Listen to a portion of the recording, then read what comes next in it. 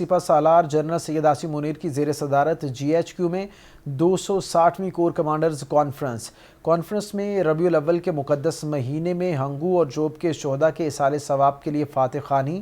Conference کے شرکاء نے دہشت گردی کی لعنت کے خلاف مادر وطن کے دفاع میں دی جانے والی عظیم قربانیوں کو خراج تحسین پیش کیا۔ ملک کو غیر مستحکم کرنے والے دہشت گردوں، سہولت کاروں اور حوصلہ افزائی کرنے والوں کے خلاف مکمل طاقت سے نمٹنے کے عزم کا اظہار۔ فورم کو خطے کی صورتحال، قومی سلامتی کو درپیش چیلنجز، بڑھتے ہوئے خطرات پر حکمت عملی کے بارے میں بریفنگ دی گئی۔ سپہ سالار جنرل سید عاصم منیر کی زیر صدارت GHQ میں 260ویں کور کمانڈرز کانفرنس میں ربیع الاول کے مقدس مہینے میں ہنگو اور جوب کے شہداء کے ایصال ثواب کے لیے فاتح خوانی۔ کانفرنس کے شرکاء نے دہشت گردی کی لعنت کے خلاف مادر وطن کے دفاع میں دی جانے والی عظیم قربانیوں کو خراج تحسین پیش کیا گیا۔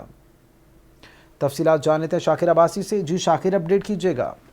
دیکھیں، army chief general Syed Asim Munir کی زیر صدارت GHQ میں 260ویں کور کمانڈر کانفرنس ہوئی ہے۔ کانفرنس کے شرکاء نے ربیع الاول کے مقدس مہینے کے دوران مستونگ، ہنگو اور زوب کے شہداء کے ایصال ثواب کے لیے فاتح خوانی کی۔ فورم نے دہشت گردی کی لعنت کے خلاف مادر وطن کے دفاع میں سیکورٹی فورسز، قانون نافذ کرنے والے اداروں کی جانب سے مسلسل دی جانے والی عظیم قربانیوں کو بھی زبردست خراج تحسین پیش کیا۔ کانفرنس کے شرکاء نے اس عزم کا اظہار کیا کہ پاکستان کو غیر مستحکم کرنے کے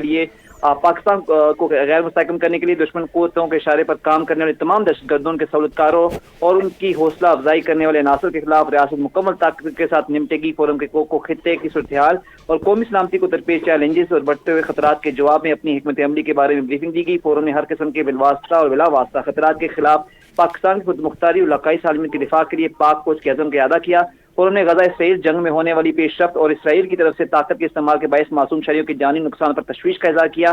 آرمی چیف نے کہا کہ فلسطینی عوام کو پاکستانی قوم کی مکمل سفارتکاری، اخلاقی اور سیاسی حمایت حاصل ہے اور ہم مسئلہ فلسطین کے پائیدار حل، ان کے سرزمین اور مسلمانوں کے مقدس مقامات پر غیر قانونی قبضے کے خاتمے کے لیے اپنے بھائیوں کے اصولی موقف کی حمایت جاری رکھیں گے۔ کانفرنس کے شرکاء نے اس عزم کا اظہار کیا کہ حکومت پاکستان کی جانب سے معیشت کی بحالی کے لیے کیے گئے اقدامات کو پاکستانی عوام کی مجموعی فلاح و بہبود کے لیے ہر ممکن معاونت فراہم کی جائے گی۔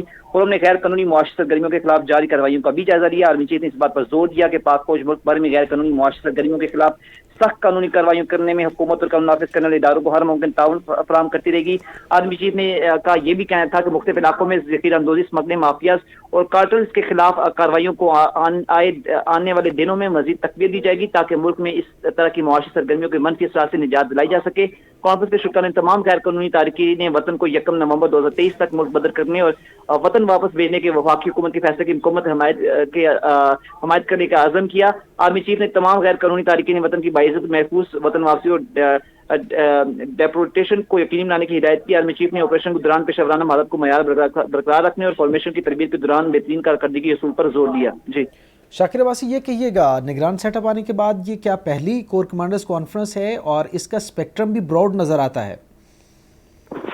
دیکھیں، جیسے کہ آپ نے ذکر کیا کہ نگران سیٹ اپ آنے کے بعد پہلی کور کانفرنس ہے اور اس میں کافی پہلوؤں کا جائزہ لیا گیا اور مختلف علاقائی اور اس کے علاوہ جو انٹرنیشنل سطح پر جو ڈیولپمنٹس ہوئی ہیں اس حوالے سے جائزہ لیا گیا، اسپیشلی جو اسرائیل اور فلسطین کی جو حالیہ وار ہے اس حوالے سے ایک موقف بنایا گیا۔ ساتھ ساتھ ملک کے اندر جاری جو آپریشن ہیں یا جو اسمگلنگ کے خلاف جو آپریشن ہے یا ڈالر کی اسمگلنگ کے خلاف آپریشن ہے، اس کے علاوہ تارکین جو غیر قانونی طور پر غیر ملکی یہاں پر رہ رہے ہیں ان کے حوالے سے جو ہے وہ کام جاری ہے۔ اس تمام تک جو پہلو ہیں ان کا جائزہ لیا گیا اور جو ہے وہ مختلف امور جو علاقائی سیکورٹی ہے اور انٹرنیشنل تناظر میں جو امور تھے ان تمام پہلوؤں کا جائزہ لیا گیا اور مختلف امور پر جو ہے وہ بریفنگ بھی لی گئی اور تمام خطے کی جو مجموعی سیکورٹی صورتحال ہے اس کا بھی جائزہ لیا گیا۔ جی شکریہ شاکر عباسی۔